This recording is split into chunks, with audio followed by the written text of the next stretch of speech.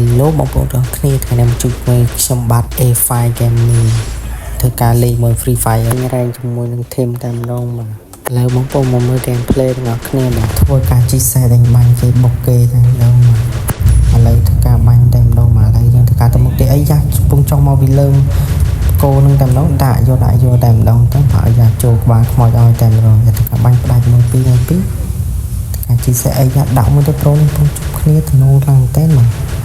ដាក់យកដាច់មួយពីរតែម្ដងមកអីយ៉ាមកក្រោយសិនយល់ឡងទៅវិញ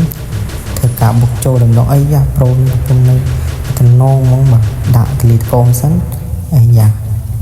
គាត់ពិតចេះលេងឡើងពេលមកគាត់ពូនឹងឥឡូវដាក់វាទៀតអូអេហ្មងងាប់ដាច់ធីមតែម្ដងមក